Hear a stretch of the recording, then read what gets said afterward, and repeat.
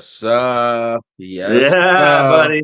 Y'all Here know we. what time it is. Early football, man. It's Early time. football. It's time to get ill with some NFL.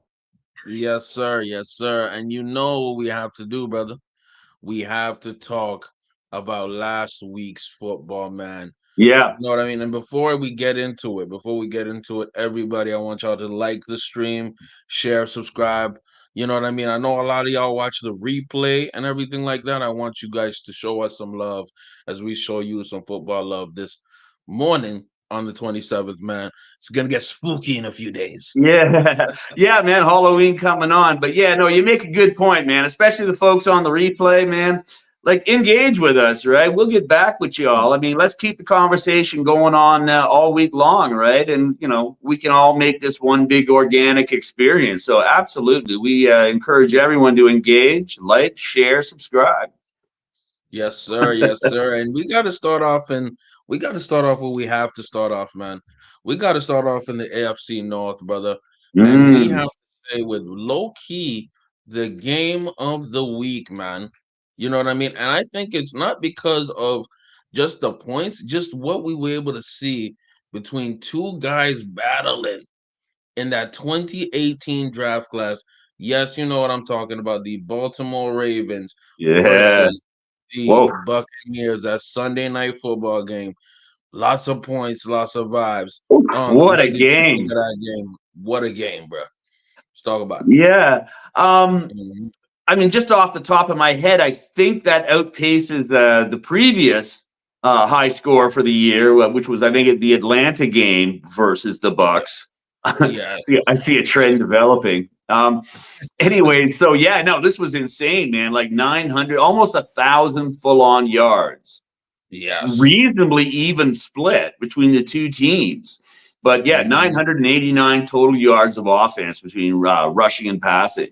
So Mhm. yeah, pretty crazy. But it really was, even though, I mean, like the Ravens handled them pretty well. They won by 10 points. The Bucks rallied, throughout the game to make it more respectable and whatnot. Um, Mhm. Before I go any further, I mean, let's just also note too that this was a devastating game for the Bucks in the sense of the loss of Yeah. their twin Yeah. receivers. So let's just get that out there before we act like it never happened, because we'll come back Yeah. on that. But Mhm. so despite that, the Bucks were still very competitive. So let's be real here. We have two teams that are basically pass funnels, right? You can right. So again, like the Yeah. Cincinnati talk we've made, where it's like both teams are like, all right, guys, on defense, try your best and we'll do our thing, right? And that's basically what it was. So it was a shootout. It was extremely exciting game, but there are some real nuggets in there that are worth analyzing.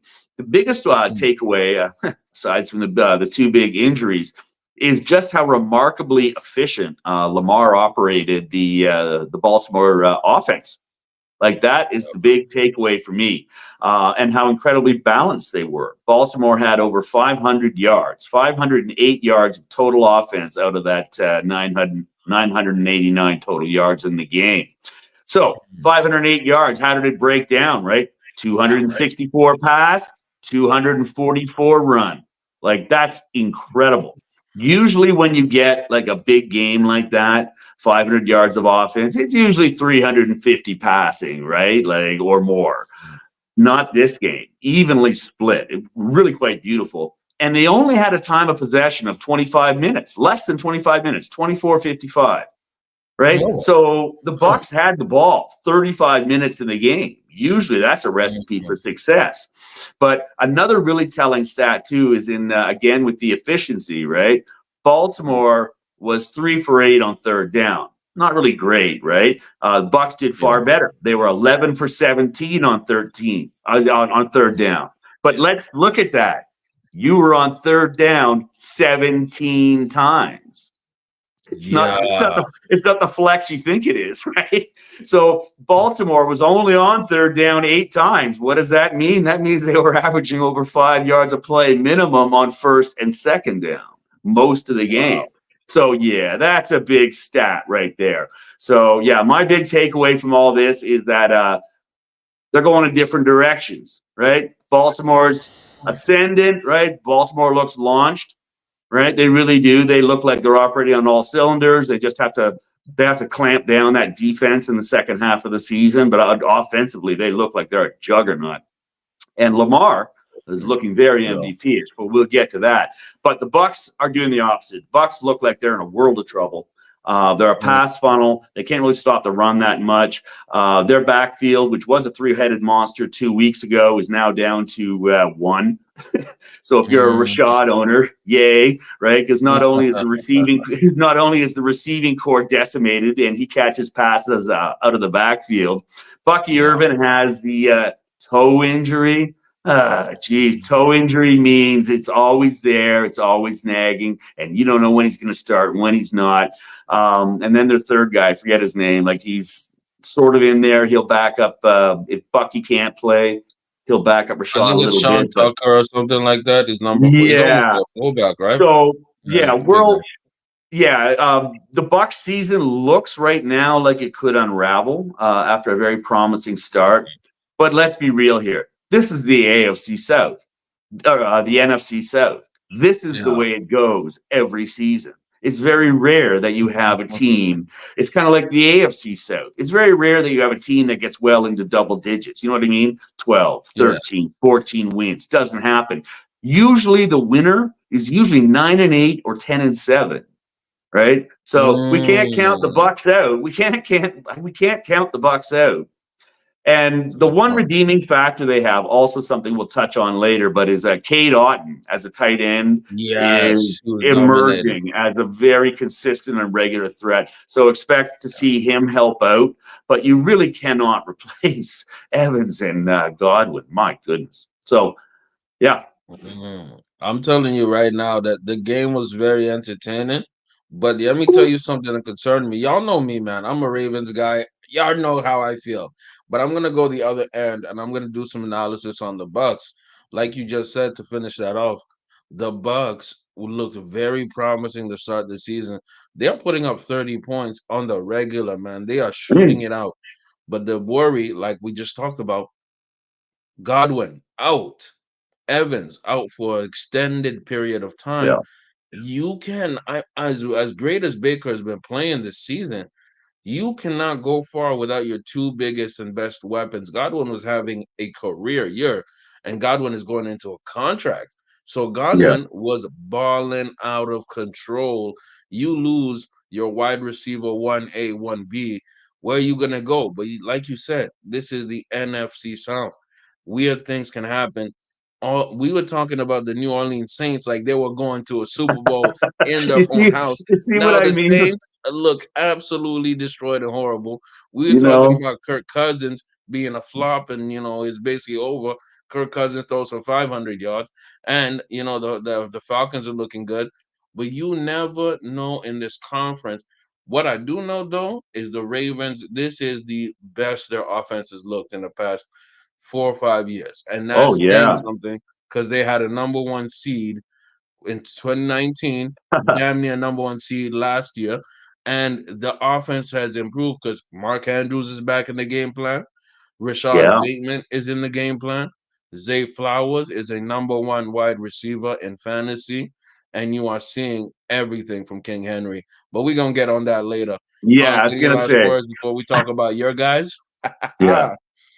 Yeah, man. Yeah. Mhm. Yeah, no, I mean, this was the burning question last week, right? Like, Yeah. oh my God, what the hell is Mike Tomlin and the Steelers doing? Yes. Why are they messing with what's working? Like Mhm. you don't do this, right?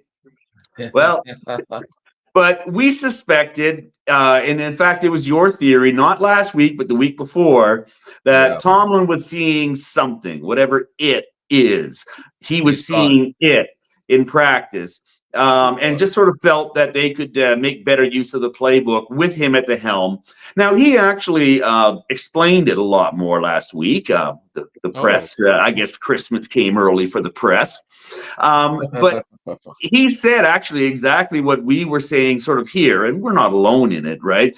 But it was a bold maneuver. Rather than wait for his bye week, which I think is week 10, you were asking that last week, rather mm, than waiting another 3 weeks, he just wanted to put it out there that, yeah, I'm messing with the formula. I want to see what happens. The book isn't written. Like, remember, we were making the training camp analogy? Well, that's exactly what was going on, yeah. right? And I Yes. mean, Jesus, Yes. to the man's credit, it worked, right? The Yeah. playbook did look more dynamic. More Yeah. players on the offense were involved. George Pickens looked like that top five receiver I suggested brazenly a month ago, right? Yeah. Which did That not was a pan out. bold take. That was a bold But take. But when you saw him play, oh my God. I was Oh going to my say God. Him and Russ. the eye Oh, test, he had at least three one-armed catches where yes. he was using his left arm to keep the safety or the corner at bay while corralling it Hmm. with his right. Like that used to happen once a season, right? A guy like Randy Right. Moss would pull that off, right? Um, Now it's happening almost every game. Guys like Pickens are doing it 2, 3 times a game. Like that was really awesome, and it really just emphasizes just how much more it would be so fantastic if the Steelers could find a really solid number two guy or whomever. But I have a Yeah. sneaking suspicion that Mm. Van Jefferson may emerge as that guy. I did some more Okay. work on Okay. him.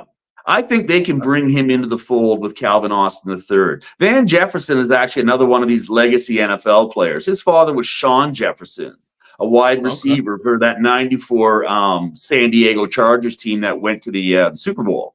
Right, I knew I recognized that name, Van Jefferson, from somewhere. Right, I knew it wasn't a mashup of like old sitcoms and stuff. Like I knew, so I started looking it up, and I was like, okay, now I remember, right? So I have a Yes, sir. feeling that that guy, given opportunities, we saw flashes of it 2 games ago. I have a feeling he might Mm. emerge if the Steelers don't, because we've only got what I think it's less than 2 weeks until the trade deadline now.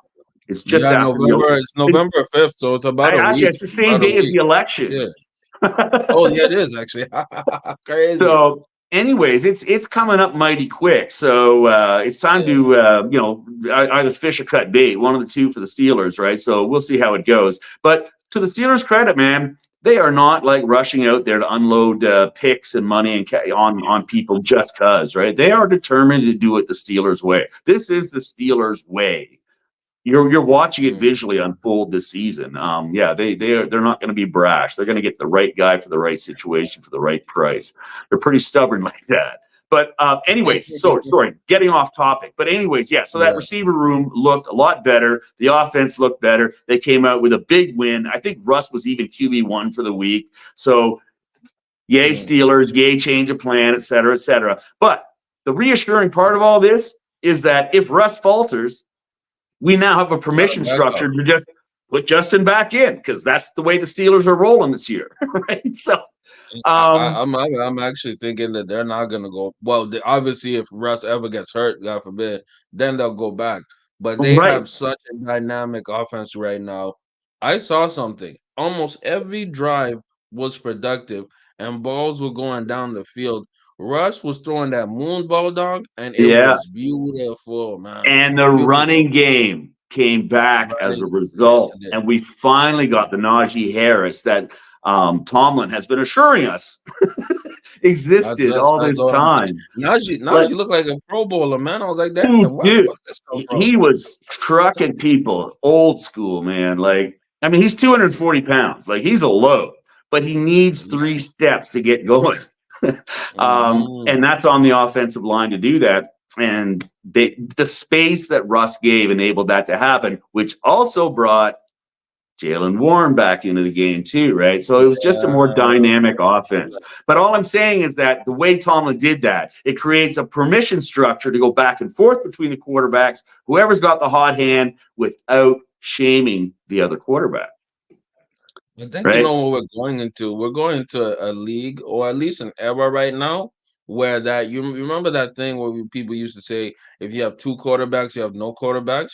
I Right. think we're slowly shifting that because there are so many capable starters in the league that you basically have to, not to use a baseball analogy, but you have to have the bullpen ready type shit where you have somebody out there who's Well, ready who can just drop in at a moment's notice because you know what I mean. yeah. Obviously, now we know why Russ was gotten by Tomlin. We Well, know what between Tomlin was saying, but then Justin is an amazing backup to have. yeah. This is a good problem for the Steelers or any team actually. Exactly.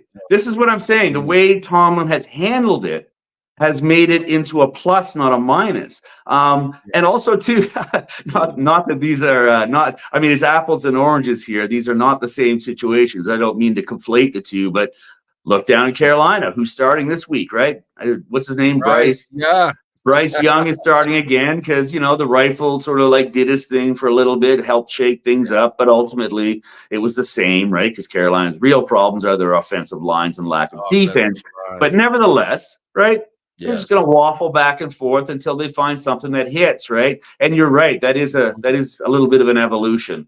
And last year, No. I think the number was 58 quarterbacks started a game in the NFL last Yes, year. It's something only crazy like that. there's I only think it's gonna go 32 up again. teams, folks. There's only 32 Yeah. teams. I'm telling you, it's gonna happen Right? again. And we're talking about wide receivers out here, man. We Mm-hmm. cannot. We can actually. You know what? Let me actually shift gears a little bit. Let's talk about a wide receiver we talked about last week, and then we're gonna talk about the wide receiver this week. Obviously, with your Steelers, man, they really, really shocked everybody by smacking the life out of Devontae and Aaron Rodgers. Unc, what did you think about this? Obviously, the Steelers won the game 37-15. But the Jets, after halftime in the third quarter, when they came in, that's when they actually, the Steelers put their foot on their neck. What did you think of Devontae in New York and the Jets continuing to have troubles, man? Um, Yeah. my Mhm. picture's frozen up here, man. So I look like the Canadian on South Park right now. It's Um, all good. We hear you. We hear you. Yeah, no. I thought that was I thought that was another really great game for the Steelers defense. But the biggest thing I really took away from that is just how, again, the same problems we mentioned earlier on in the day is just New York's offense is a hot mess. It's Mm, antiquated, it's creaky, it's old, and it's easy to figure out. And that's what's going on right now. And that's what the Steelers did all night long, right? I mean, mhm, Devontae made an mhm. impact. He showed why they got him, which is Yes. great. That's fine, but it just doesn't augur well for the future, right? I mean, that was a game they were supposed to be able to impress and win with, right? Even though Steelers have a good D, right? So Jets defense is underperforming massively right now, right? So I Really don't know bad. what to tell. Yeah, like I really don't know what to tell you in that regard. Um, hold on just one second. Hold on just one Yeah, second. I'm absolutely. gonna go back and refresh this. Hold Absolutely, brother. We'll have Unc come back and everything like that. As I'm telling y'all right now, you look at Devontae. By the way, if y'all coming in, y'all rocking with me, do your best to like the video, like the stream. Best way to support us and support me right here and whatever we doing, man. Get in the chat if you're active, if you're here, and we're gonna vibe out, we're gonna rock out, we're gonna do our thing. The thing I wanted to touch on a lot, man. This is something that really has been has been bothering me to say the least, man. Bothering me to say the least. How do they keep on getting away with this, y'all? How do they keep getting away with this, man? You know what I mean? And when I'm talking about DeAndre Hopkins, man. We talking about DeAndre Hopkins for Yeah. the damn Chiefs. You looking a lot better now, Unc. Happy to All see right. you back, family. We Did got you to did you talk want to about. did you want to go into the Go ahead. Chiefs or did you want to get into Deshaun Watson quick? Oh man, we already here, man. We're talking about Hopkins, man, and the Chiefs. Right. I'm already here right now, and I'm pissed, man. How do they keep Oh on yeah. getting away with this? This MFer, Patrick Mahomes, is having his statistically worst season. He's a bottom 15 quarterback, y'all. He's a Yeah, bottom yeah, yeah, 15. yeah. He's Yeah, in Will he's Levis territory. I'm not, and I hate to say that, but he's in Will Levis territory. 6 touchdowns, 8 picks. This man is playing horrible football. Half of his team is injured. They got Kareem Hunt off the couch, y'all. Kareem Mhm. Hunt out the couch, and Kareem Hunt is playing like a damn all pro. And instead of teams taking advantage, this team, the Chiefs, are the only undefeated squad, and they added. And I'm telling you right now, I know what DeAndre Hopkins is. It's going to DeAndre be Hopkins huge. is the wide receiver one. DeAndre Hopkins is a great wide It's receiver. it's going to Unc, be I am huge. pissed. I don't get it. How is this happening? Who let this happen? I am pissed, but I am also impressed. I love You football. want to I am talk about impressed pissed? with what the You want Chiefs to are talk doing. about pissed, right? I'm fucking pissed, right? But it's from a fantasy perspective, right? Because Go ahead. this year's NFL there's been some funky stuff happening on injury reporting, as Yeah. far as I'm concerned, right? You're hearing a lot of fantasy analysts talking about how it's kind of messing with the fantasy season in some ways. But Wow. Isaiah Pacheco was announced to be like out for the season, Right. right? He is going to be back for the playoffs, at least the What? real life He's back? playoffs. This is He crazy. They have opened up the practice window for him to return. So he Wow. is going to be returning in 4 to 6 weeks, Wow. right? We're week We 8. That means that like I could have had him. I could have had him for the fantasy playoffs, but I dropped him, right? And that same pattern that we're talking about in real life football for that we have been talking about with the Chiefs, how they sort of cruise to the regular season and gear up the offense for the playoffs, how they did last year. Yeah. Well, look at this; it's all happening again. We're picking up DeAndre Hopkins, right, on in week 8, right? You'll have a couple 3 weeks to acclimate, right, or less, right? Mhm. So week 10, 11 going forward, we got the wide receiver room functioning. Now we got Isaiah Pacheco coming back to supplement Kareem Hunt's work. Mhm. Like Pacheco could be back for like week 14 or even week 13. And That's when you need him the most. You need him in those right. colder games just to get you through. And guess what? This is a But I good dropped problem him. that Like the I Steelers dropped will share. Pacheco. Yeah, I you dropped dropped him? Pacheco when I Oh, heard reports that he was gone for the season, right? And one of damn. our league rivals, one of the guys who's rallying for the top, picked him up on waivers yesterday. Good for him. He was watching the headlines where I was not. Right when I was doing my Wow. lines and spreads, he was reading about Isaiah Pacheco. Right, so my first Mm. fucking round draft pick is his waiver wire pickup. So yeah, Oh. it's personal for me, yo. Unc is But mad, yes, but I that don't is blame you, man. Who would have guessed that the Niners would get absolutely spanked again? And but by the way, they're 28 to but 18, it was Purdy was playing horrible. Let's go. they're I mean the Niners are a mess right now too, right? Like are they going to beat Mm, Dallas this week? Like they've got a lot of injuries on offense right now. It's really rough for San Francisco. Um, you know, It's like crazy it's a to real see. question. Are they going to beat Dallas this week? So it's yeah, I and I think think it's anyone's. Go Dallas is ahead. on the road, and like I think San Francisco is only favored by 3 or 4 points, but we'll get into that. But yeah, no, the Chiefs No. are rocking and rolling, buddy. 6-0. I mean, We can't. We can't. we Yes. said they might sleepwalk through the season and then cruise to a third championship. But it looks to me right now like they're playing like they're shooting for that 17-0, like the first truly undefeated season since the Miami Dolphins when it was only a 14-game season, right? It looks like right now Oh. the Chiefs just want it all. Yeah, But we'll see if the they way they're winning these games are actually impressing me because they're keeping teams below 20 or off the 25 scoreboard. points off the scoreboard. So It's basically they're not blowouts, they're not necessarily like super dominant games, but teams have not figured out how to crush that Chiefs defense, man. It's crazy. Spagnola is Crazy. really amazing. Like Yeah, he's really like seriously, like Mahomes only needs to score 23 points a game to win. this reminds me, ironically, this is really crazy. Reminds me of that early, 2000s Ravens team, Buccaneers teams around that era, early 2000s, where you don't need to score much. You don't need to score more That's than, right. you know what I mean? The defense just needs maybe one touchdown and a bunch of field goals, maybe two for y'all to win. And it's crazy because people don't want to say it, but Patrick Mahomes is having a horrible season, y'all. Yeah, Very very bad. And this mediocre. is what makes it even more impressive what the Chiefs are doing. Your quarterback does not need to sit in a pocket, throw for 300 yards, 5 touchdowns. Dude can throw like what he did, 2 picks, and y'all still win. What? 2 picks. Y'all Yeah. won the game. What? What is going on, brother?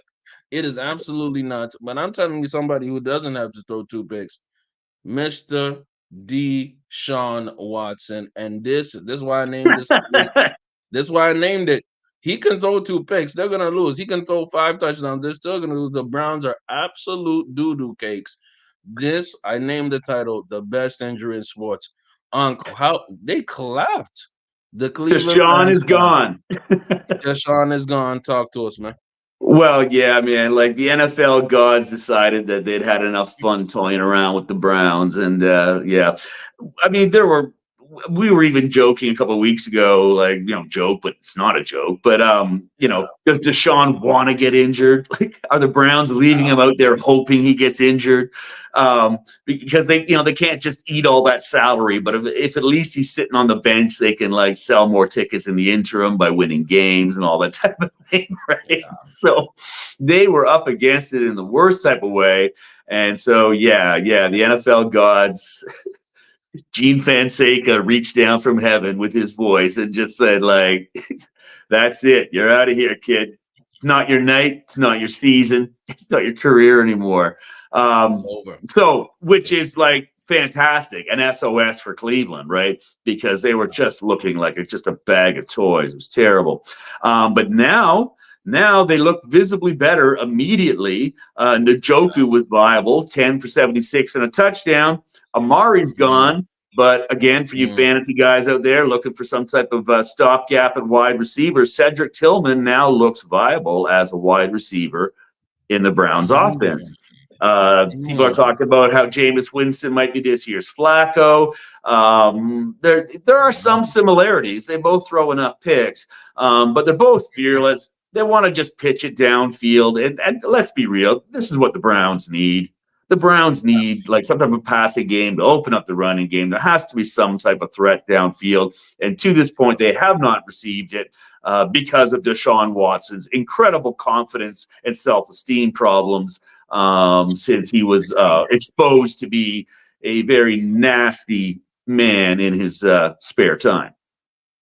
Man, you know what? I really like how you said that analogy, bro. Like last week, that was like one of the highlights of the show where you were saying that some people need that darkness, that weird thing in them in order for them to have that confidence, man. Dude Yeah, that needed the edge. massages, man. As messed up, as crazy, as disgusting as that is, he needed them massages. Once the massages left, his whole confidence left, his play on the field left. We're And not gonna get also, too deep into him as a person because I think he's a piece of shit. But as a listen, football player, there's lots of massage. There's lots of massage in the Cleveland locker room. It's the illicit nature and the yes, secrecy is what yes, fuels his ego, right? yes, So yeah, let's keep that straight. And it was the same thing with Tiger Woods.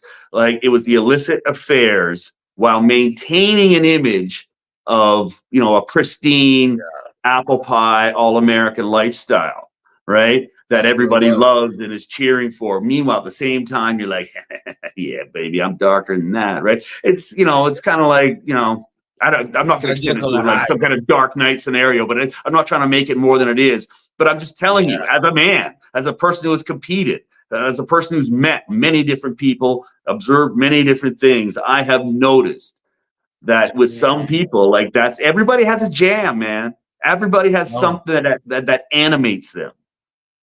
And you Some know what? people's You are know what's different than others. what was interesting, I believe, is that when the Cleveland fans were cheering and clapping for that, I get it. I still think it was not classy, man. I did not like it. You know what I mean? To just What see wasn't classy? the Cleveland fans clapping once Deshaun was injured. Oh You know what I mean? Jesus, hell no, There no, no, was no. that That's was that was not cool in my eyes, on man. a human Because level. Yeah, yeah, I mean, on one hand, I mean, it's the final act of the play. If you were writing it as some type of like movie, that's exactly what would happen, right? that's That's what would another happen. like Yes. so it's a low side of human behavior It's when you do super something low, like man. that, right? Because Super low. yeah, no, that Super was really inappropriate and pretty low rent stuff. Um, Yeah. but And you know what? I get it. You're a frustrated fan, you're a season ticket holder, you're seeing a horrible product on the field. Okay, let's at least be somewhat human and say that this man, right, but his season's done, obviously, with Achilles. And think about this, his career might be his done. career's Really. done. Let He's let's let it's he. That was Jameis probably the gonna run it last. over. You know what I That mean? is probably the last you'll see of Deshaun Watson. Because on top of everything else, what is he? For 8 years sure. into his career now, something. But Yeah, yeah. as far as you remember that Chris Rock meme, that Chris Mm, Rock bit for a while. It's like I don't yeah. recommend it, but I I understand. understand. Yeah, like I Yes, get what's yes, going man. on in Cleveland there, but it was pretty low rent behavior. Yeah, I understand it, man. Like for real, because it's been a horrible product on the field, and I think it's that owner Jimmy Haslam who's making sure that Deshaun is on the field because you can't cut him. It's such a large salary cap hit. Stefanski, who's the two-time coach of the year, can't necessarily bench him. Well, he could have, he should have actually, but the yeah, offense looked so much smoother with Jameson in there. yeah, Even DTR made the offense look yeah, dynamic. And Cleveland has Nick Chubb, who just came back.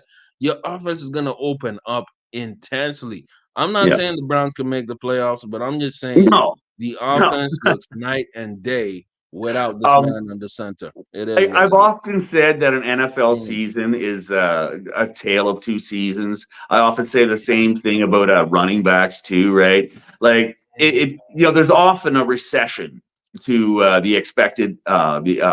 the expected expectation, or recession to mean, as they call it in data analysis. So, like, Mhm. take for example, like if the Patriots, or maybe the Patriots are a bad example, but the Browns are probably the best example. I'm not sure. I think they're like 2-4 or something like that. Two and They're five one on the and six. season. They're 1 and 6. They're bad. They're one One and six, right? Okay, one win. so Yeah. that is significantly different than what we anticipated for them. We Oh yeah. anticipated them to be 5-2 or 4-3 by now, right? Oh yeah. So the likelihood, especially now that the quarterback has been changed, that a team that has actually that much talent finishes the season with 2 wins and 15 losses, it seems a little extreme. So to make that back, they're probably going to win 5 or 6 games on the year, right? But they Mm. got one win right now. So what does that mean for the remaining 9 games that they have? It means they're probably going to go 5-4. Oh, they So could easily do that. Yeah. with a change, with the change in personnel right now, et cetera, that is that I Mhm. if I had a dollar for every time I witnessed that in a season, I'd probably have 50 or 60 bucks. Wow. This man is Like I'm this. saying, like This over the years, there's always one or yeah. two teams that recess back, right? Because there's only been what 2 or 3 teams in the history of the league that have gone like 1-15 or 1-16 or like only Detroit's lost every single game ever. Like the NFL's Yeah, a Detroit. NFL can be a very random place, man. That ball is very oddly shaped. Oh, that's a fact. That egg-shaped ball. And this is why we need your knowledge, man. This is why I got love for my Unc, man. Unc football, man. His knowledge and his insight of football, he's a library of that. If you're liking what we're doing, like the stream, share it. Share it with your auntie, your grandma, whoever likes football. And we gotta break it down. And this is what I'm saying. It's Like you always said an before, interesting right? conversation over these parts. Oh, definitely. Definitely. One thing that I like that you said is that he has, when I'm saying I'm talking about Jameis Winston, has a chance to pull a Flacco and do some comeback player of the year stuff. Yeah, But we yeah, got to talk about some big winners in the year, man. Who are our yeah, first man. half mid-season awards, brother? Who are Yeah, we dude. liking? You know what I mean? You go, I'll go. I already have some people in mind that I've thought about and kind of prepped on my end. We're gonna start with the biggest award, obviously. Who is The our quarterback MVP? award. Exactly the QB award. Who is our quarterback of the year, quote unquote? as we Who finish shall off. take home the MVP hardware?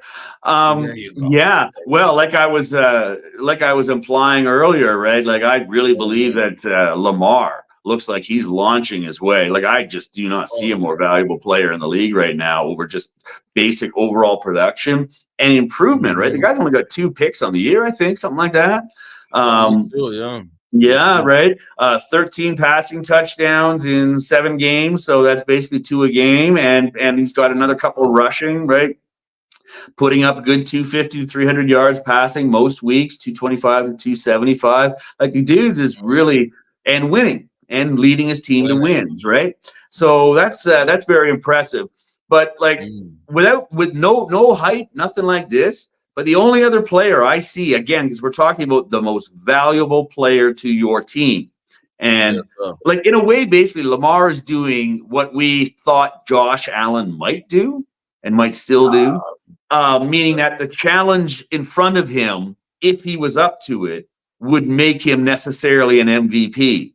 Well, Lamar's doing that Mhm. himself because instead of having the defense that Baltimore has been widely, reputed to have over the years, right? They're not actually shutting people down. So Lamar Not at has, all. for Baltimore to win, Lamar has to be Superman.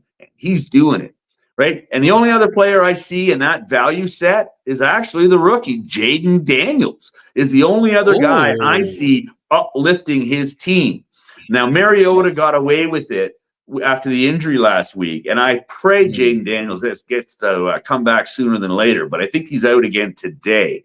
So we Oh will yeah. see today exactly how valuable Jaden Daniels is. We'll see if Mariota gets that done again today. Um, Yeah.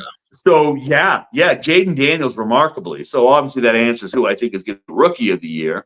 There we go. But There we go. yeah, like Jaden Daniels to me is the only other NFL quarterback out there who's really like literally the team's Mm. most valuable player and could be like if you looked at who the valuable players are throughout the league, Jaden Mm. Daniels to me would be in your top 3 at 5 at Oh, he's up least there. He's just up there simply because he's the he's playing pure amazing football. turnaround, the pure turnaround in the attitude and the direction of that team. It's a team, it's more than one person, but he seems to be at the nexus of it, and that is by just definition. That Mm. by dictionary definition, that is what an MVP is supposed to be. Oh, absolutely. I'll go a little left field for my MVP pick, brother. And we're on the same team, actually, literally the same team. I think Derrick Henry should win the Yeah. MVP, and he's been my mid-season MVP. And I'll tell you this: Let me his tell you how he presence on the gets it. football field. Go ahead. Let me tell you how he gets it. He Hmm. breaks Dickerson's record. And that's what I was gonna get to. Yes, sir. He has a Right? chance. He's on pace to With hit the extra game, 2,300. Yeah. and the volume that he's getting and the production that he's getting, he Hmm. can do that. That's what I think is gonna happen. Well, not I don't know what's gonna happen. I can't tell the future. You know what I mean? But what the pace is, at least from the type of carries he's getting and the type of big plays that he's doing. I know this is a quarterback award, but if we were being just objective, when you see him on the field, his runs open up the offense in such a way Oh that yeah, you will see Zay Flowers one-on-one with a receiver. You'll see Rashad Bateman one-on-one with a DB. You'll see Mark Andrews exploiting the middle of the field. Why? Because you congest yeah. you congest the line of scrimmage to stop number 22, and he has been absolutely running the entire NFL. He's at like 800 some yards, brother. And 800 some it's yards. The and second leading so rushing back many is of at them, 600. so Mm, many of them are after the catch. Watching Derrick Henry this year is a real joy for any old time football guy. Just oh simply that yeah, there it is right there in the upper right hand corner of your screen there, that stiff arm, right? Like yes, sir. he's actually quite not like he's deceptive behind the line, right? Oh yeah, It's when he yeah. gets across the line, when he takes that first misdirection step and misses a Hmm. tackle. Once he gets out past the line of scrimmage and into the secondary, he turns Oh, into a different animal. He is extremely physical rather than, picking his blocks and, he like that forearm shiver is, whoa, that's fearsome. Like he'll yeah. knock your ass out in midfield against, a linebacker, for heaven's sakes.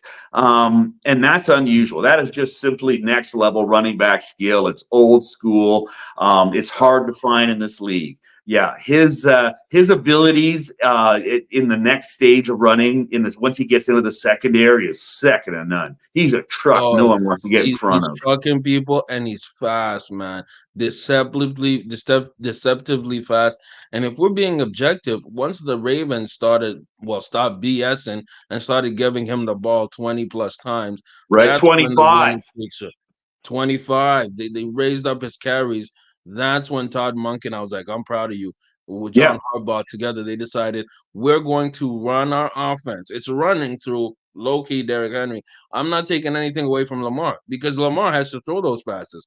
Lamar has to make sure that it leads everything. But I'm leaning towards Derrick Henry winning this award. But it is a QB award, so Unc is probably going to be right, regardless. Well, But if we're being objective, I really like what he's done to this offense.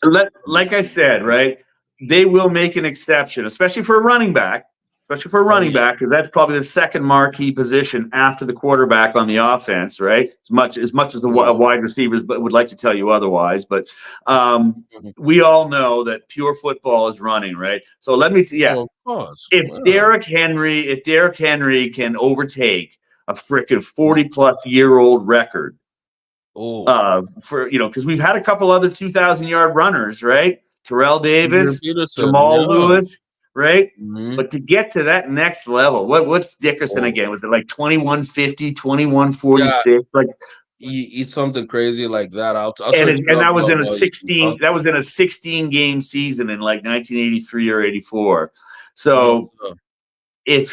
so it'll be history making if he does that, and there's no way he'll be shut out of the MVP if he manages that feat, in my Absolutely. Ed opinion. Nicholson's record is 2,105 yards in a 16-game season. And you take this in.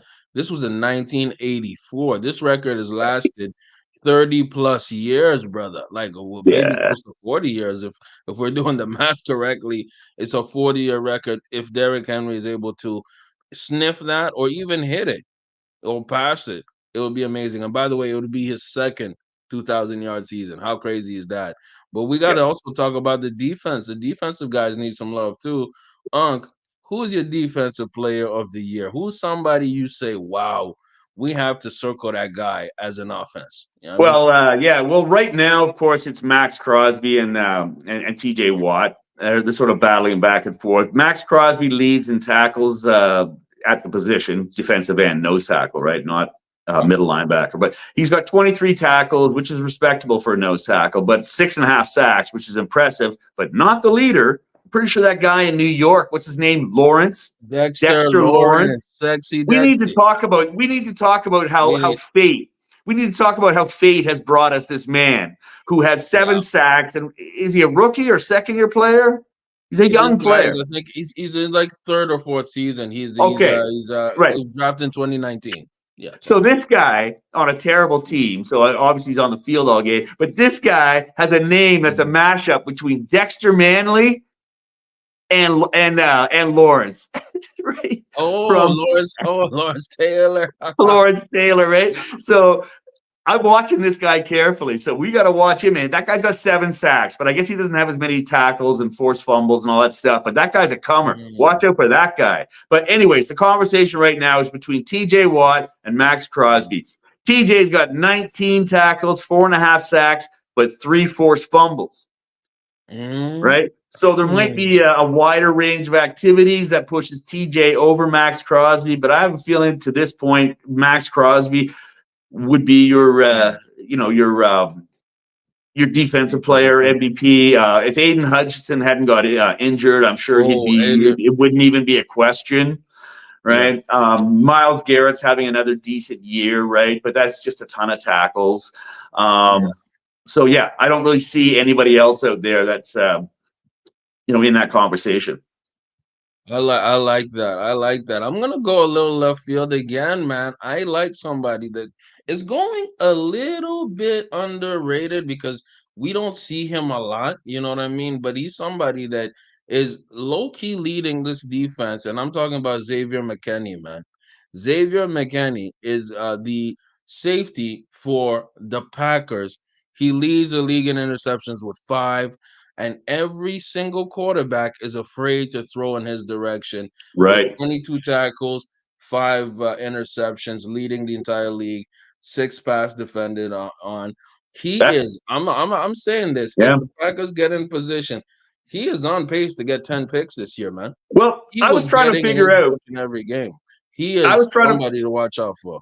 when I I was think. looking at my fantasy ranks and whatnot. I was trying to figure out how the hell the Green Bay's defense is ranked third overall behind Very good. Minnesota and Denver, but that explains a lot of it. He's getting a lot of productivity at that position. Those are some MVP numbers.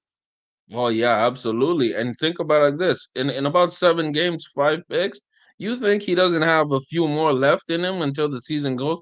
If he gets to 10 or something more than that, I think he has this locked Yeah. up. But And like you said, has he? Dexter How Lawrence many is pick? very, Does he very have good any? too. How many Mm. pick sixes does he have to this point? Has he taken He them? doesn't have any pick. He doesn't have any pick sixes, but So he's he has hasn't five taken it picks back to the every house game. yet. How many tackles did Yeah. you say he had? He has 22, so that's kind of low, but he's doing really well with no forced fumbles, but he has 5 picks, six pass defended. 5 picks, I just 25 really like him. tackles. That's that. Yeah. And how many? What year is he? He's like kind of similar to Dexter Lawrence, like year five or Right. six. He Okay. just got Okay. traded to Right. the So he's Packers. an And he's established been veteran impactful. who's really starting to show some productivity. Oh, absolutely. Absolutely. And I Very think good. that sets up the Packers. The Packers defense is very good. Actually, Yeah. surprisingly good. You know what I mean? If he was to get to double digit interceptions and had a couple of pick sixes in there too, yeah, he would Yeah. definitely enter that conversation. That's a lot of productivity for a secondary player. Oh, absolutely. It reminds me of Gilmore from a few years Yep. ago when he was getting all these picks and playing crazy for the New England Patriots. So let's watch out for that. That's my midseason guy What for it defense reminds me again. of is our OT topic. What it reminds me of Oh is our yeah, we OT gonna get to topics that. productivity. But let's spoiler alert. We're not gonna. But I'm just saying. Yes, I'm sir. just telling you right now. That's exactly the type of productivity. Anyway, so yeah, let's move on to the next one. Well, what's our coach of the year, fam? Who's your coach of the year? Who you think is really dialing it up for them players out there, man, Dan Quinn. or leading the team? Dan Oh, Quinn. Dan Quinn. Okay, Yep. we I, liking it. I I like it. Let's go. I've never been a huge fan of the guy, or never really noticed him that much.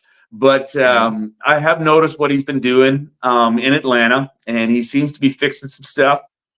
And I Mhm. really, I saw an interview about him the other day, talking about how in his first stints as coaches and everything, Yeah. he didn't have the greatest success, but this time around, like he really went through a whole bunch of self analysis about how he could be better. I took a lot of blind criticism, which takes a lot of courage because blind criticism means that they tell the subject, or they don't tell the subject who's talking.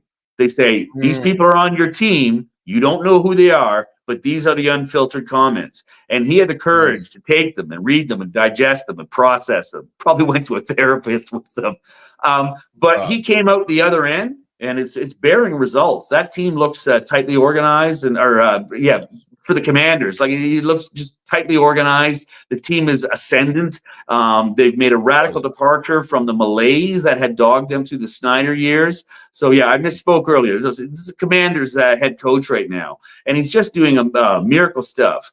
Him and his offensive coordinator are just really. And don't forget, like their defense has also stepped up, has been inspired by All what the right. offense is doing. So yeah, my coach of the year to this point, anyways, has been Dan Quinn. Just that turnaround in Washington D.C. has been absolutely remarkable. And you know what makes it even more impressive? He's in a division that nobody expected them to lead or win. They Or talk about the even NFC East. begin They to didn't compete. expect them to compete. Yeah, they thought it was Eagles, Cowboys. Is what it was it. Eagles Yep. and Cowboys have so many problems including their head coaches, which we might talk about a sprinkle about later. Dan Quinn is Yeah. doing a fantastic job. I'm gonna divert from you, brother. I'm gonna go with somebody who I think deserves it, and he's gone on a little skid right now. But I got Kevin O'Connell for the Minnesota Vikings, man. Same thing Well, they had a as the way loss. They had their first I loss know. of the season. I'm not going to call that a skid. I'm not going to call that a skid.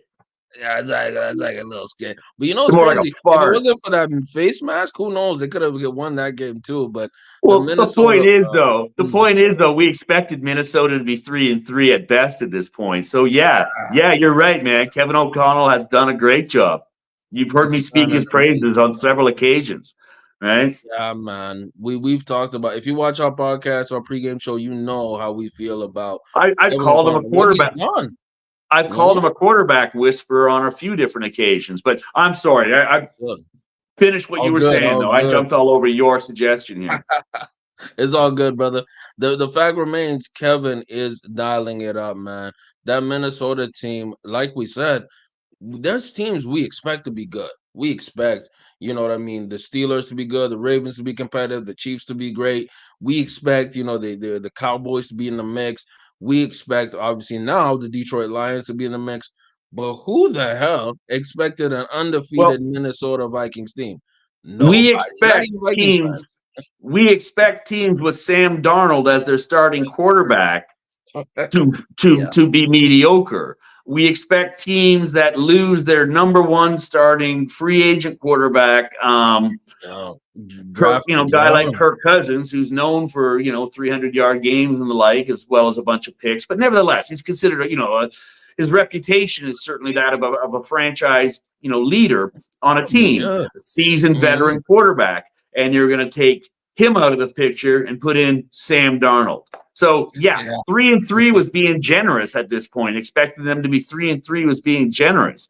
Now they're Yeah. 6-1. Yeah, I ain't crying for Kevin O'Connell or the Minnesota Vikings being on any kind of damn skid. I'm sorry, that team is rocking and rolling, right? They're Like, rolling, man. They are rolling, dude. they're moving, they're grooving, and it starts from the top, man. You don't think about it like this. We go off on the Dallas Cowboys because it starts at the top. We go off on teams which are badly organized, badly coached because it starts from the top. And I think Kevin O'Connell, if he continues what he's doing in Minnesota, I got him as my coach of the year, family.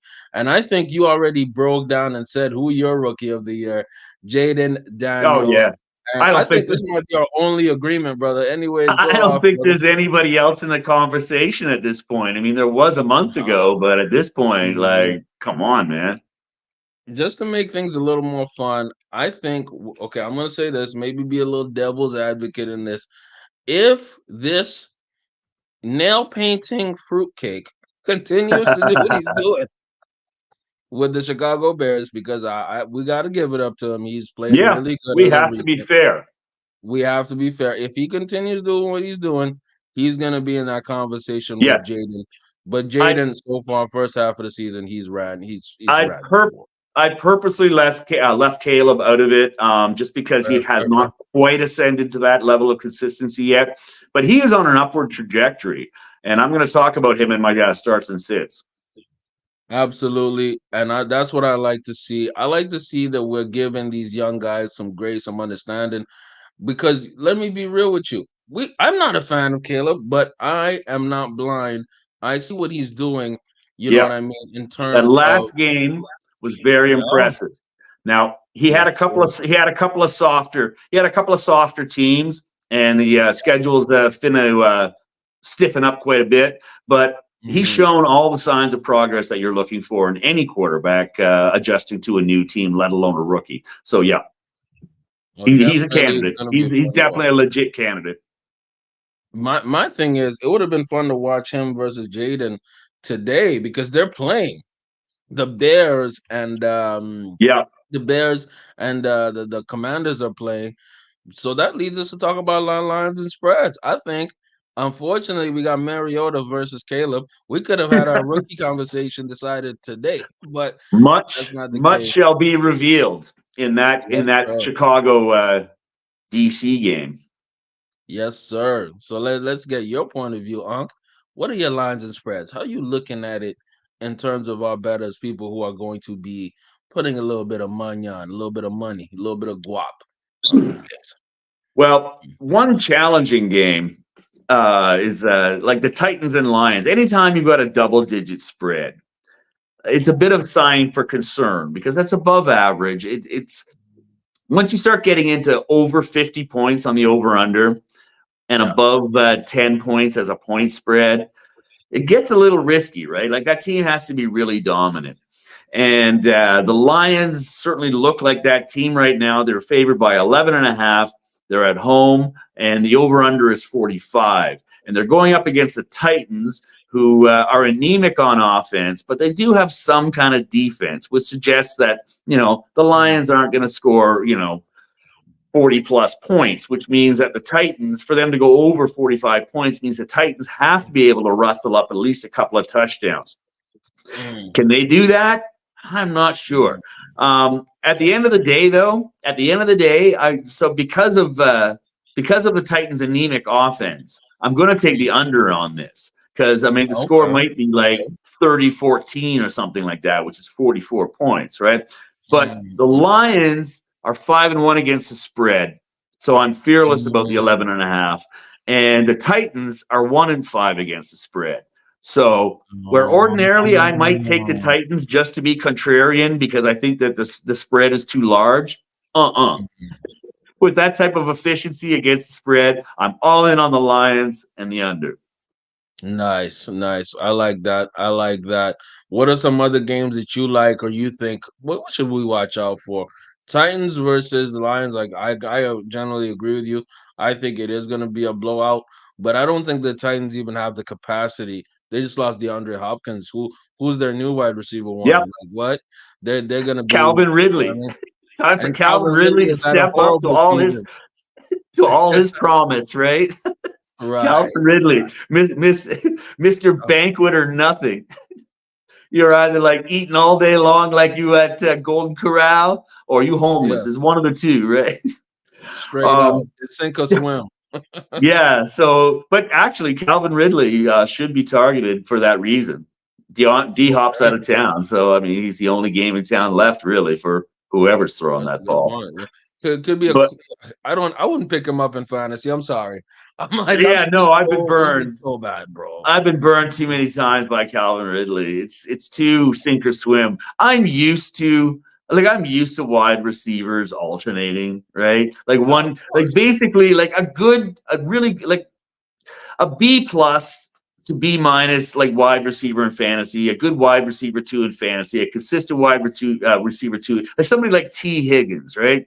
Yeah, Will T get Higgins eight. is a great He'll receiver. get like probably 8 touchdowns in a 16 game season. Certainly back before they changed. 17 is the worst number in the world. He used anyone who gets 8-9 touchdowns a year, like you're like, yeah, that's pretty good. It's not like Oh, Justin Jefferson getting 15 or 18 touchdowns, right? yeah. But 8 to 10 TDs in fantasy, you're like, that's pretty good, right? But for that to happen, that means they basically have to like alternate weeks. 1 week you get one week you don't. 1 week you get 2 weeks you don't. 1 week you get one. You know what I mean? So there's like this, it's almost like a wave going like that, Oh, right? absolutely. Yeah, it's up and down. It's Right? up and down. So It's you very rare that you have a receiver who's consistently getting targets and consistently getting the ball. Well, you have about half a dozen who do consistently get targets and this and this and that, but Yeah. the pyramid flattens a lot after that. So, but Yes. anyway, my whole point is that Calvin Ridley is the extreme of that trend. He'll get you Oh yeah. 20 plus points 1 week, and you're like, damn, that guy's good. And then the next Next week week. he'll get 38 yards on 10 or 12 throws, right? He'll Yeah. catch half of them for 38 yards and nothing. Right? Like that's Crazy. not a wide receiver. That is not a wide receiver one at all. That's a flex play at No. best. And you know what's gonna happen? I think he's waiting for that trade deadline. If I'm him, I'm getting that. I don't want Mason Rudolph throwing I'm at me. sure he's going Oh, like Will this. Levis. Like I'm sure he's sitting there going like, please, Lord, let it be me. But you know Yeah, what? But he went there as a free agent, so he knew what he was getting into. So needs to I mean, fire his agent.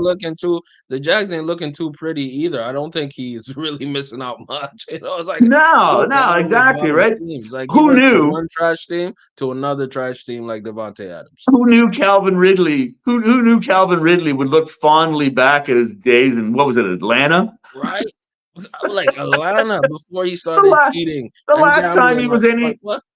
it's the last time he was consistently good. Yeah. Okay, so other teams that are interesting, that have some interesting lines. I think your lock of the week is Green Bay on the road in Jacksonville, -4.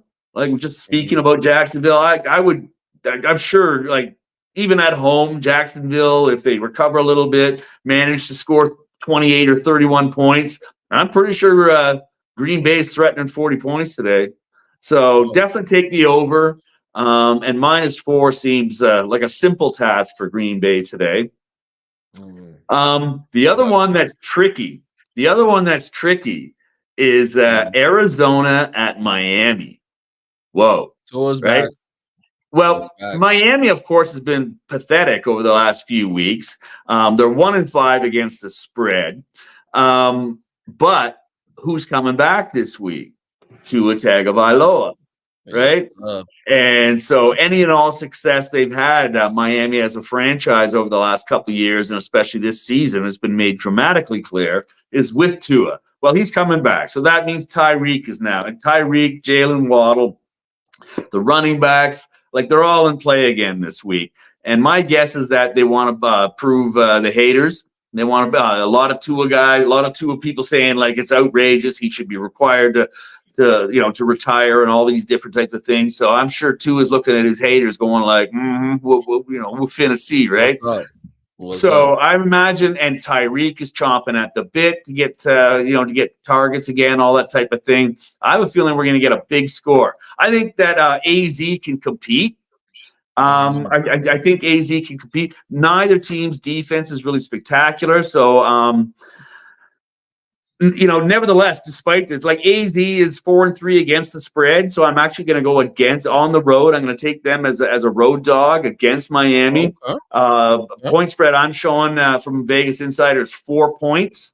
Right, I Okay. can see Yeah. Miami winning by 2 or 3, so that would put Arizona within that line, and I'm taking the Yeah. under actually. Oh, the under. Okay. Yeah, I think. because I just don't think the score is going to go that huge because I just, despite all I said about Miami, Mhm. um, yeah. In fact, actually, you know what? I'm sorry.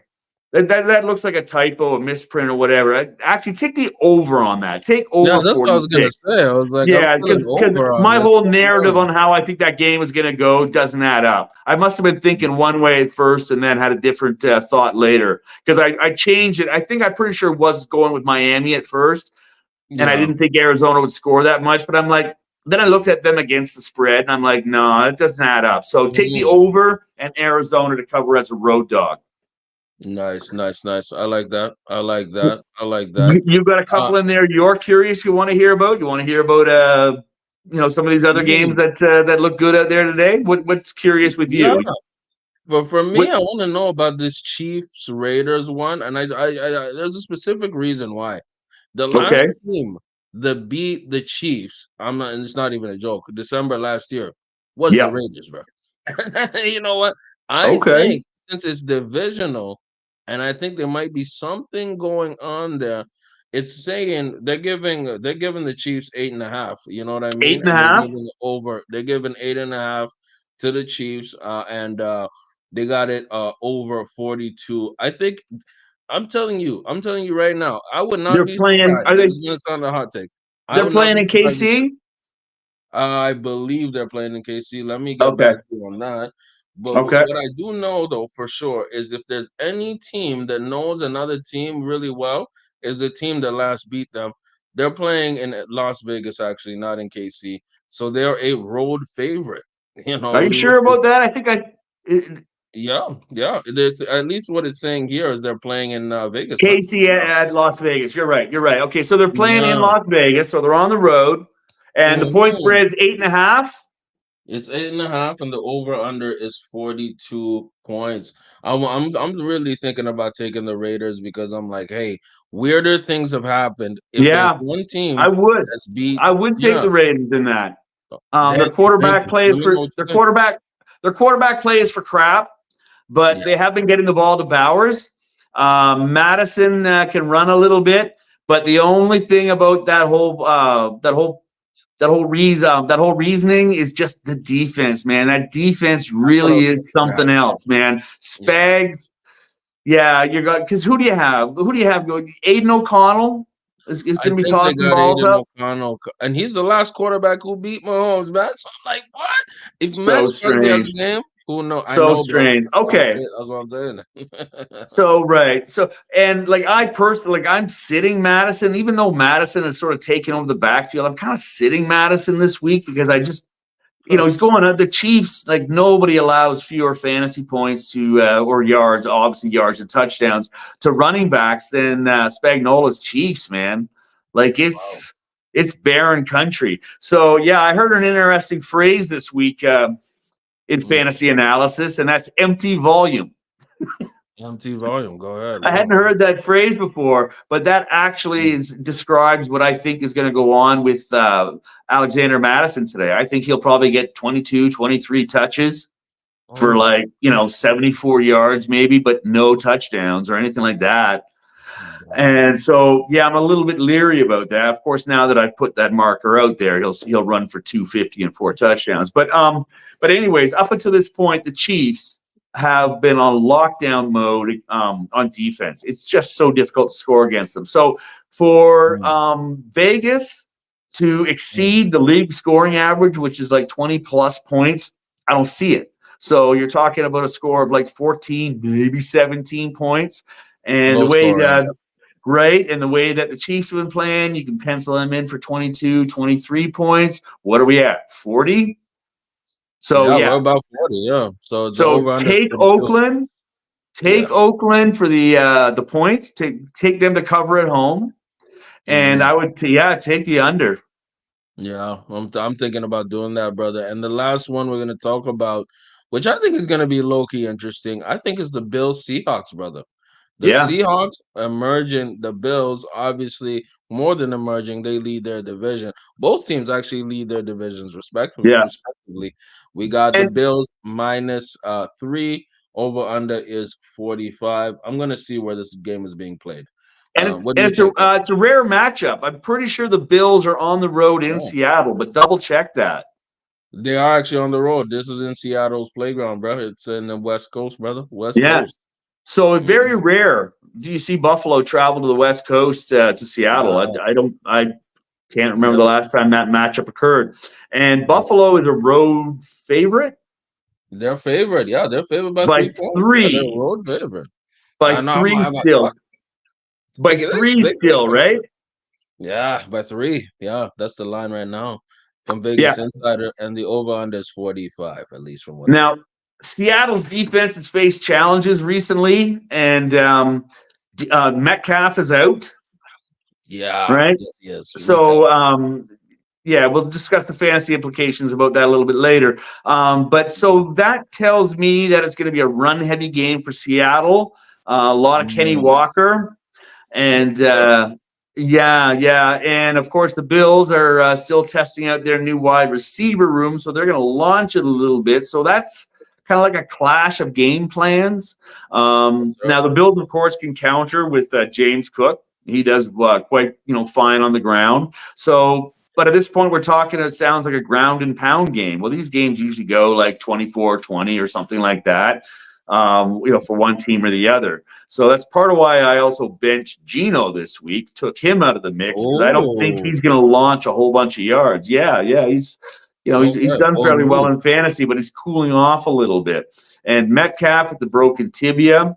And so that leaves us with Jason Smith and Jigba and Tyler Mm, Lockett in relevancy again. But I yes. think it's going to be a more run heavy game. So, anyways, long story getting much, much shorter. I see Buffalo covering this on the road, part of which is that, they're 4-3 against the spread, where Seattle's 2-4-1, right? So they haven't been prolific against the Oh, spread. And I would take the under on that, under 45. I do not think that today is going to be a points explosion. That's true. You lose DK Metcalf. I'm gonna lean with you, bro. I'm gonna lean with you, and I like your predictions. Everybody, you got the chance to lock in, and we gotta lock in to our fantasy starts and sits, brother. And you kind of Yeah, alluded to man. some guys, brother. I have You some alluded thoughts. to some guys. Oh, mm, let me know. Yeah.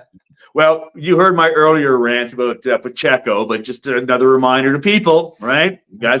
Be careful. Guys looking for a waiver wire pickup. Try Isaiah Pacheco. You Um, probably get it. Yeah, yeah. like me, it's like me, like last year in October, like oh, this guy's actually doing all right.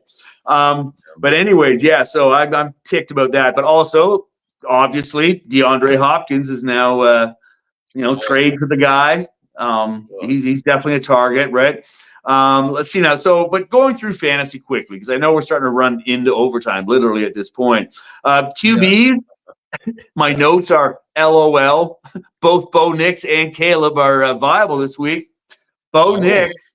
Bo Nix yeah. actually was a top 10 performer in last week. He's going up Yeah. against Carolina. He Mhm. showed last week by 10 runs for 76 yards and a touchdown that he can Who's be rolling? viable with his legs, even if he's not getting a ton of yards through the air. And yeah, I'm still bitter about Cortland Sutton. Last week, right? It seemed inexplicable, but we're going up against Carolina this week, and they really have been terrible on offense. Like I watched them last week, and I just kept, hoping for them to do something against DC, no less. A team who we've said is better this year, but like how much better than they were from last year is questionable. But yet, like there's Carolina, like just one garbage time touchdown. Otherwise, it would have been a shutout. They dropped a 40 burger on them, right? So anyway, surely Bo Nix can get 20 points out of that. Oh, So absolutely, you can. Go next for sure, consider sir. him if you're in a super flex TQB league, or your quarterback just got injured or something like that. If you're looking, or you're looking for a moonshot play to get back into the playoff race or something like that, you need to shake Some things guy. up a bit. Bo Nix is your candidate. And like I said, I'm sitting Geno this week. I may learn to regret it. May live to regret it. Mm, But I sat more Geno. but I feel you. I sat Geno in favor of Kirk Mm. Cousins because Kirk Oh, Cousins is going up against okay. that Tampa Bay funnel, right? Yeah. So, and the last time the two of them played, he put up 500 and something yards, right? Oh, So, yeah. That's a yeah, I'm good going to take. play the averages this week, and perhaps so should you if you're looking for quarterback help or you're looking for a moonshot at some of your positions. He looks Mm, like, to be in a position to succeed today. I like For running backs, again, I'm going to go with Denver going against Carolina because, I mean, basically all Denver skill players should be started today. But in particular, Javonte Williams at running back is starting to bust good out. take. And Good if there take. was ever a team to really complete that bust out, it's Carolina. Yeah. In that same regard, Mhm. ETN is not going to play for Jacksonville. So you can keep rolling out Tank Bigsby today, and he's got a Yeah. good matchup. Um, as I I like mentioned earlier, the change in Vegas for fantasy it. managers to keep track of is that Alexander Madison has fully displaced Zamir White at this point. That was a bit of a toss up 2 weeks ago. Madison got like close to 25 touches last week. Um, Mm. he should be an automatic start in all leagues, except for the fact that he's going up against Spagnola's Chiefs. Um, Yeah. It's gonna be hard.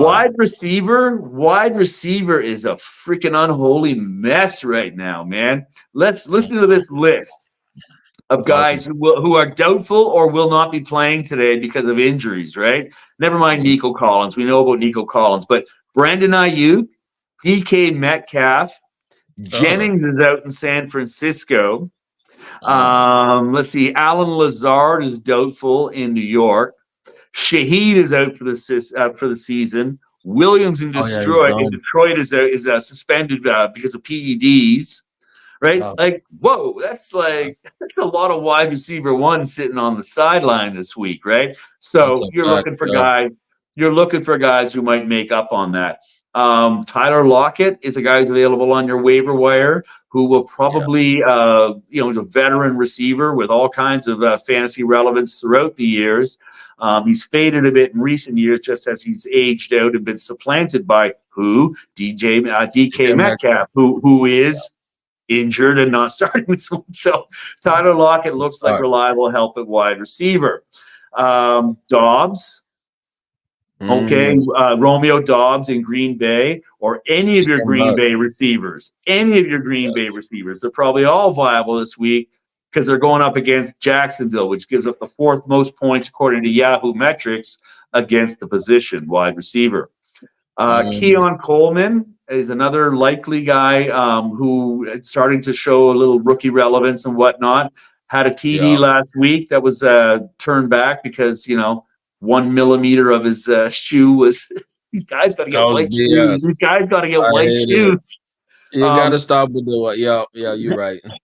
anyway, so yeah. So he's looking good. Because of course, Murray Cooper opens it Amari, up. He pardon opens me. up that Yeah, up. I'm losing my mind. It's like I want to call him Cooper. I want to call him Cooper Cooper Rush. Cup for a second. But Cooper anyway, Cup. yeah, Well, Amari Cooper Cup Cooper. played well. So if you have him on fantasy, obviously keep him. He might get traded too. He might get Yeah, traded. Cooper Cup. Amari Cooper has opened up the wide receiver room for everybody else in there. So look for some of Exactly. that possibly, right? If you're looking for help, because again, right, we're not going to tell you all the obvious guys to start, right? Because Of you course. got a million guys, you can figure all that out yourself. So we're trying to help you fill gaps where you might have them. The other one too, I went back and forth on this just because I was so vexed by what Yeah. Cortland Sutton did. But again, with the alternating weeks receiver theory, Cortland Yeah. Sutton, no doubt, also made his because it was inexplicable why he got like zero targets, zero, like just a big zero. Made no So sense. guaranteed Made no he sense. was whining and bitching and complaining in private all week long to the coaches. So my guess is that they're going to recess to the mean with Cortland Sutton. He's probably going to go like he might have a massive week going up against Carolina. Like Oh so, yeah, they could you go know, the other way where they overfeed him this week because then right. it'll make up for last week and a few That's previous an plays. entirely possible scenario, and in fact, what I'm suggesting may happen. Right? Again, you can't bank this stuff, but if our narratives on the NFL and at the positions and some of the ebbs and flows of how the action goes, and considering the opponent, Cortland Sutton definitely seems like he might be poised to have a big game today. Oh yeah. Tight end, tight end is messed up right now, man. Oh, Goddard is out. Kittle's foot is injured. But Kraft for Green Bay, again, going up against Jacksonville. He's the third ranked tight end in fantasy right now, for heaven's sake. So he's definitely an okay. automatic start. Oh, I didn't know that. Cole Kmet in Chicago is shown to be Yeah. himself a bit of a Swiss Army knife for the number of ways that he can get you points. He's also been a top 10 guy. He's going up against DC. And the Mm, guy I mentioned earlier should be started in all formats this week is Cade Otton, who has been slowly ascendant over the last month. So as the tight end position has sorted itself out, he's kind of like the equivalent of Trey McBride in the second half of last year. He's slowly mm, emerging as a high volume target guy can get you double digit points at a position that is, wow, it is really difficult to figure out this season. And to find reliable starters is quite difficult. Um, yeah, and of you're course, right about David that. Njoku, as we mentioned earlier as well, Oh yeah. with Jameis Winston, is looking like his old self, like he was in the second half of last year when he got a quarterback boost from Joe Flacco coming in, right? So Yes. definitely Njoku, if you can get him, start him. Yeah, Which by brings the way, me, I'm gonna bring one last thing about that David Njoku thing. If you have Jerry Judy on the waiver wire, if you want some, I think Deshaun Watson, not Watson, sorry, what James Winston is gonna throw that ball down the field. So David Njoku, absolutely, but Jerry Judy, I would pick him up, man. That Cleveland Browns offense is gonna look way better with the yeah, start of it is. James. Yeah, it Anyways, is. that's a small point. No man. But for sits for tight end, and I had to go over this, and it was only after I actually got David Njoku off the waiver wire and Kate Otten. It's nuts. What? I'm sitting Sam Laporta this week. My fucking fourth Oh, round, fifth round, sixth round draft pick, whatever he was, because he just like a lot of people are questioning whether he's really healthy. Now, some okay. people are saying that Williams being faded out, that all his targets are automatically going to go to Sam Laporta. Maybe, No, maybe, not maybe really. we'll see. But until I find out that that's the case, I'm like taking it easy with Sam Laporta right now. I drafted Sam Laporta expecting him to be a Travis Kelce kind of guy, a guy who dominates at the position the way that he did last year with his size. But he's just simply not getting the targets. He's performed decently on the ones that he's received, but he is not a touchdown target, not a red zone target. He is not a target for 100 yards a game. He's not getting double-digit targets, nothing even close to it. So if No. you have an option other than Sam Laporta that seems reliable, you can fade him for this week at least, right, until he starts to show you something different. And of course, again, now that I've said that, Sam Laporta will He's score gonna 25 points this weekend, and I'll lose my week because I sat him. But yeah, the numbers suggest in that scenario that yeah. Kate Otten and Njoku are a better start than Sam Laporta. You have to Time go will also tell. think about Let's fantasy. You have to go about trends. You have to look at who is going up and has been consistently going up and who's going down. you have to That's why crunch the I data. like David Njoku and Otton one because You can't be Victor Mayfield emotional. has some diamond. You know, And yeah. look at If you also see a too, guy, go ahead. Also, too, Tennessee is one of the absolute best teams at defending that position in fantasy. Like they Yeah, are ranked you're right. 31 out of 32 teams in the amount of points that they give up to the position, which means next to Mm, zero, right? Meanwhile, Njoku's going up against Baltimore, which gives up like, Baltimore gives up everything. We give up everything, bro. okay, and We give it up. okay, okay, and it's That'd be Atlanta, the Baltimore, stat. and it's in Atlanta, Tampa Bay. Yeah. So that's going to be insane, right? So both of these two teams show a lot more promise for a tight end than Sam Laporta's opponent today, Tennessee. Absolutely. It's all about knowing the matchups and knowing who you're going against. And that leads us to talk about somebody who was a monster and going against a lot of guys. And Hold we on, got to talk about hold is there on, more? Did I miss out something? hold Go on. ahead. Don't be Yes, sir. dissing the defenses, man. Don't be dissing the defenses and special teams. It's the Denver defense. My got me bad. My 20, bad. 20 Let's go. points on my fantasy team last year. So they're viable. Anyways, very Right. quickly, Go ahead. Denver's going against Carolina. So obvious automatic start.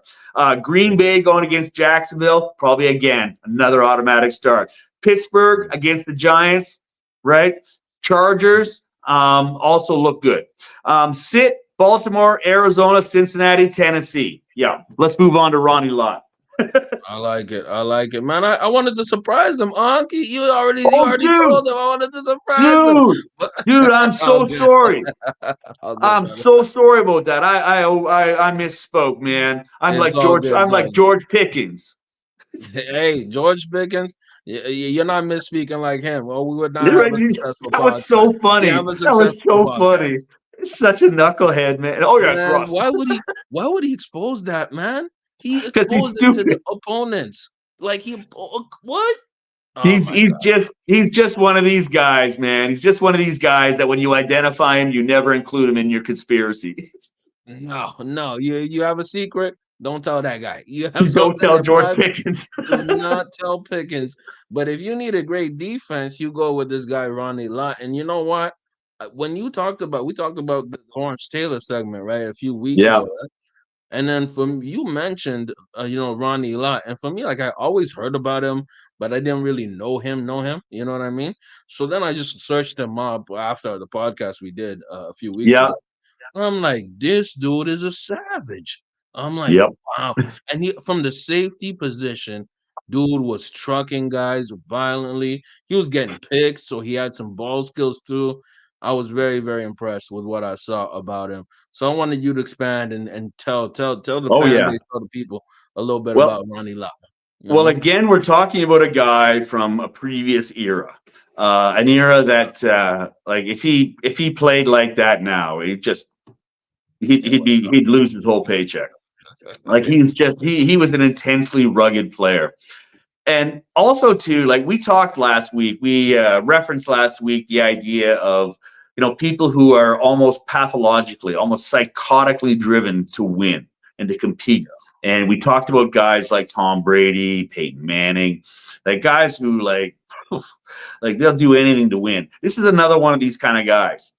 And as I was watching the HBO special on him again, A Football Life, it's really quite touching. His oldest daughter, who's a media personality of her own, onto her own, sort of interviewed him mostly and sort of was the Sherpa throughout the documentary on him. She engaged a fair bit and led a lot of the discussions, right? Nice. Because he came from a really interesting era, and he definitely he gives off this vibe of like he's such a nice guy at home.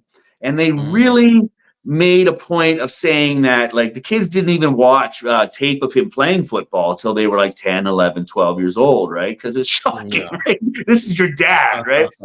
And so, but his wife and his kids, like all as grown-ups and 30 years into the marriage, all speak glowingly about just how the same commitment he had on the field, he had at home with the kids, Oh, that's as a good. dad, as a husband, right? And so he brought that same intensity to the family life.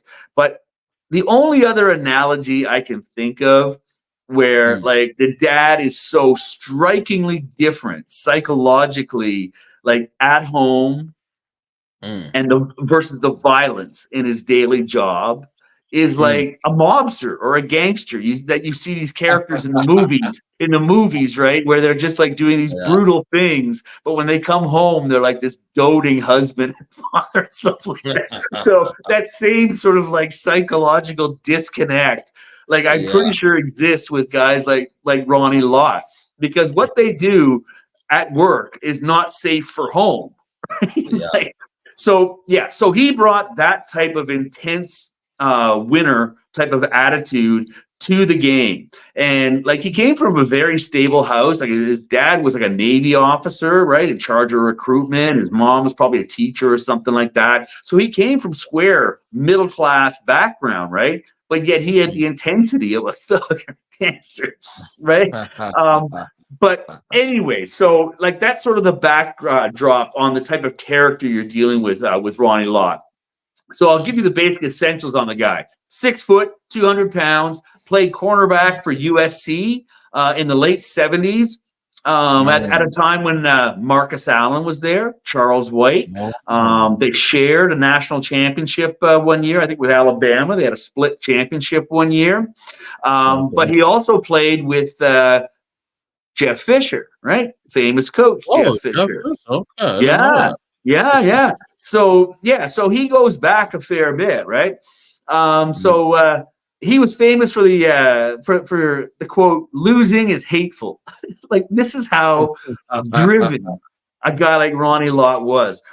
So, anyways, he came out of college, came out of USC, and got drafted by the 49ers in the first round, 8th overall, because their biggest need in 1980-81 was on defense. Like the 49ers were just considered soft, right? So it wasn't really good. He went on to play 14 seasons, 10 of them with the 49ers that were bookended by Super Bowls. His first season and his final season with the 49ers were Super Bowl seasons. He won 4 rings with them all together. Went on and played a couple seasons for the Raiders in 91 and 92, and the Jets in 93 and 94. He was the interception leader in 86 and 91. And now he was also, too, he was on the practice roster for the Chiefs in 95, which is also when Joe Montana would have been there. So, like, again, with the pathological competitive spirit and whatnot, this guy did not want to retire. If there was a team anywhere that he could get on it took him a while to adjust to the idea of retiring, right? But anyway, so like I said, he was a 2-time interception leader, but his rookie season was really remarkable. That's when you really got to see the guy. In his rookie season, he had 7 interceptions, 3 of which he returned to the house. So you were talking about Wow. that guy in Green Bay. I was curious if Yeah, that I guy heard in about Green them. Bay was actually a rookie because I was gonna make the analogy, but that's why I was sussing you out about what year he was. So Fair yeah, play, fair play, fair so play. yeah, as a rookie, he started as a left quarterback. Obviously, the first round pick, he's going to start, and he was Mm. second that year as rookie of the year to who? Lawrence Taylor, right? So Wow. Okay. right. So in 1985, Hey, he man. switches to safety, right? Mm. And this is a big blow to him because basically the way his mind says is that I'm being demoted. You can't play cornerback anymore because you're not fast enough anymore. And he was Oh, actually getting a nickname for like he's called like one for something like this, meaning like guaranteed once a game he would get beat like yeah. badly. And so yeah, he didn't like that. So he got slid over to safety where he would work on his hitting and his tackling. That was going to be his main skill at that point. And Mm. it took him a while to get into it, right? It took Bill Walsh taking him one on one, and Bill Walsh using all his Jedi mind tricks to convince Ronnie Lott to adapt and overcome to this new position. And Lord have Mm. mercy, did he ever? He got Oh, more yeah. MVPs and like defensive player of the year, I should say, at the Mm. position. I forget the exact stats, but he had like league leading stats again with interceptions, tackles, all that type of stuff. But Wow. one of the things that happened in that year is Mm. that he had that his famous pinky story, and I think I referenced this on the podcast last year Yeah, you once when we did. were Yeah, talking about him. yeah, I've said it. This Mhm. guy in a game, 16th game of the year, last game of the year Right. against Dallas, gets his pinky finger jammed into the Mm. helmet and mask of the fullback.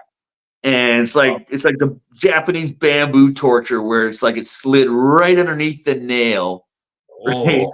And like the pinky was sort of falling off or whatever. And I'm Mm. serious, man. His biggest concern was Yeah. playing the next week against the Giants. And he actually Huh. managed a way to do it in the playoffs. Yeah. So they ended up just like tearing the piece off rather than Oh, just shutting down the season and sending him straight to the doctor like they should have. So wow. he just like and Take went it on off. and like he played. He went to the doctor, obviously, right? He played Yeah. the next week with a huge cast on and all this shit. And that's where his Wow. hubris got him because he wasn't effective enough. They didn't beat the Giants. They didn't go to the Super Bowl. But he was trying to do too much, right? He was just too Yeah. intense. Again, with this like pathological desire to compete. And he actually had regrets about it later on the next year. Like he delayed a proper surgery on it too because it would have delayed him starting the 1986-87 season, right? Wow. So he Wow. actually ignored his own proper health to play football, to stay on the field, right? Because that was the era. Savage. So Savage. yeah, I like. so the legend has it that he tore off the finger and went back into the game and all that. That didn't happen, right? But that's at this point, that's the legend, right? Right. So yeah. So anyways, a big Mm. thing sort of came out. A change in culture came with Ronnie Lott and Bill Walsh too. In that Right. 81 season, Bill Walsh addressed the team and he told them, he said, "We will not be out hit again." Right. And so Mm. that really changed the culture of the defensive backs and whatnot in San Francisco. Because for all the Coast offense's reputation for being extremely productive and Bill Walsh being known as an offensive genius and the like, what is hardly ever mentioned is that was all undergirded by like a top three defense. Every Super Man, you Bowl got some good, that the 49ers won, there was a defense to match up with the mm, offense, and Ronnie Lott led it half the time. But one of mm, the most dramatic and early instances of this change of culture took place in Super Bowl 16 against Cincinnati. It was in the third quarter. It was one of the most famous things. They made paintings out of it. But it was 4th and 1, down to 4th and a foot, and they took 4 cracks at the end zone. And on mm, one of the three, I think it was on the third one, Ronnie Lott filled the gap at like the 6-inch line, head to head, mm. which of course would be a penalty now, right? Half the distance to the goal, right? Ronnie Lott, Yeah. Phil, you can see the green, you can see the guy going for it, and Ronnie Lott comes in Mm. like a missile, bam, stuffs the Boom. guy in the spot. And then Yeah. finally, look up Hacksaw Reynolds on your Google thing. But look for Gotcha. Hacksaw Reynolds, San Francisco. And Mm. so Hacksaw Reynolds was a famous old school, a guy like Lyle Alzado for the Raiders, whatever, like at Yeah. the end of his career. And he was like the Yeah. middle lineman. And okay, put Hacksaw Reynolds, Super Bowl 16 Gotcha, bro. and or goal line stuff or something like that. There's a picture of Mm. him on his back once the whistle's been blown, where he's Mm. doing this in glory, facing the fans out of the end zone because they'd done it.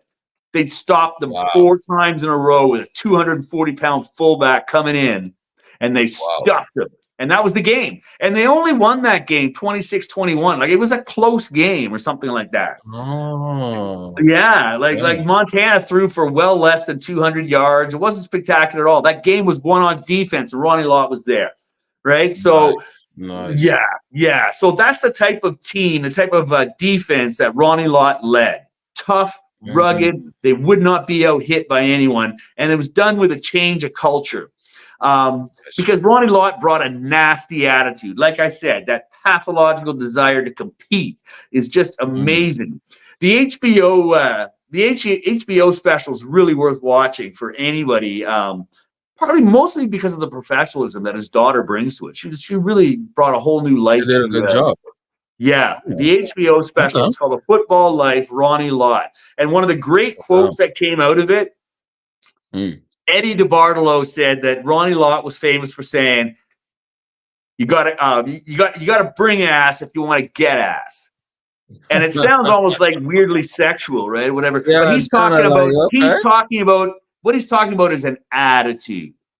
right? You want the dirt, you want to collect heads, you want to collect bodies, tackles, sacks. You got to bring that, right? You Mm. want the nasty, you got to bring the nasty. Is basically what he was saying.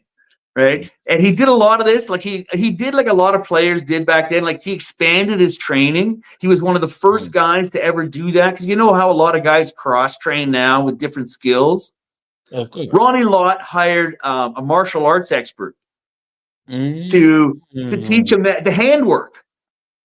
Oh, getting up by past blocks. Yeah. Right, all that type of Fair thing, enough. right? Like she brought in a Mhm. martial experts guy, and and also just to teach him how to throw a few shimmies and stuff like that, right? We It's a talk about smart a move, nasty actually.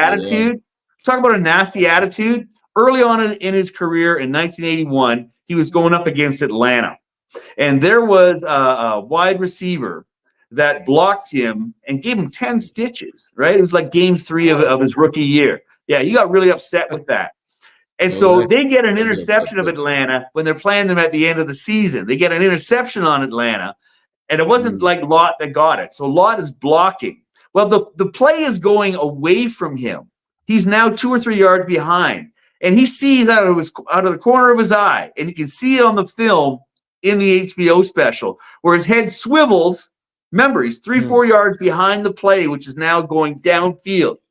His head swivels just a bit out of his peripheral vision. He realizes that that's the wide receiver that did that to him on the block 8 weeks earlier. He Mm. fucking turns and gives Oh that shit. guy a shimmy, which was basically a punch in the mouth with his forearm. Oh. He got Wow. thrown out of the game, but he didn't care. He's like, you're that guy. The revenge. Oh, yeah, yeah. And he didn't call it revenge. Ronnie Lott Mm. called it a reckoning. That was Wow. his attitude. This isn't revenge. This is not emotional. This is business. It's a reckoning. I It's like, love that. whoa. I Like love that. I that's love the old school stuff. that's intense, man. Like that's intense. Yeah. So yeah, like that's Ronnie Lott. Now, of course, it has to be said that, of course, that type of play isn't viable anymore in No. the No, they modern don't allow it. NFL. That's why the modern NFL is so complex on defense and whatnot. Personally, I think like getting rid of fighting in the NHL. Like I think in a way it makes the games. Unfortunately, it's not a popular opinion, but in some ways I think it takes some of the excesses out of the game. The modern refing, like Yeah, of you don't course. see players just dropping their weight on players anymore. You see them actually trying to, you know what I mean, like do a push up. once they know the guy's Yeah. on the ground, rather than just drop. In the old days, they would just drop all their weight on the guy, like But deflate you his have to give lungs. them a pillow. You have to give them a pillow when you sack a You know what I'm quarterback. saying? And so, yeah, so a lot of the things that he did, a lot of his effectiveness wouldn't be permissible in the modern NFL. But back then, god damn, it wasn't a lot of fun to watch. Definitely. I'm gonna search up that football life of him, and I'm gonna watch it tonight.